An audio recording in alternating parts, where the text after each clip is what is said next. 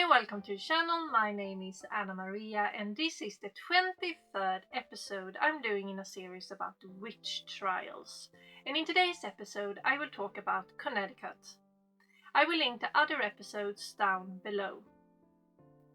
I'm going to remind everyone that the witch trials were brutal.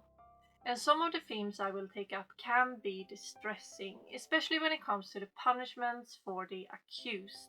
So warning for the episode. Since it is so far back, it is the colonial Connecticut we are talking about.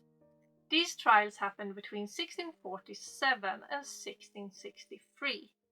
A lot of the documents from this time does not exist anymore, so it's quite hard to track. But there is some material on the accused.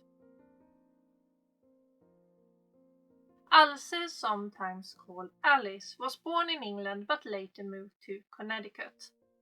There aren't any documents from the trial itself, but what we do know is that Alce seems to have been a scapegoat. Influenza was rampant in the area, and when the higher classes started to die as well, it was decided that something had to be done. So it's said that someone from the higher classes arranged that someone was going to be hanged. And that person was Alce. She was probably chosen randomly. She was executed in 1647, but in 2017 she was exonerated, which means that she is now without blame. Catherine was a servant at first who married a farmer. When her husband passed away, she inherited the land and the house. And in 1666, Catherine was one of the wealthiest women in Wethersfield, Connecticut. 2 years after this, in 1668, Catherine was accused of witchcraft from several people. One of the main accusers was a man called Michael Griswold, who said that Catherine had called his wife some horrible names of a sexual nature. Catherine paid the Griswolds £40 for slandering. Some of the testimonies against Catherine are interesting. Richard Montague accused her of gathering bees. Rebecca Smith said that she had tainted a hat that she refused to sell to Catherine.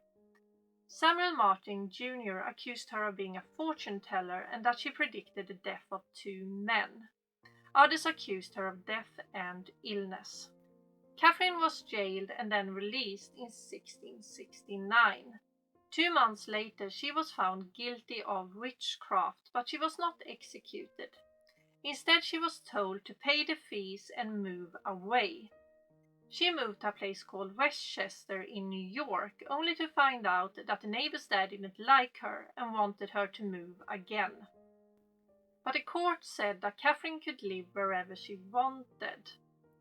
Catherine then sued a lot of her neighbors for defamation of property, and in 1672 she signed over her land to her daughter's guardian.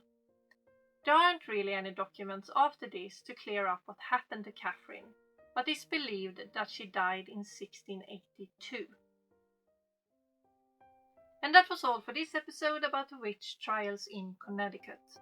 In the next one I will talk about the witches of Warboys. If you like this episode, please like, comment and subscribe, and don't forget the notifications, and I will see you in the next one.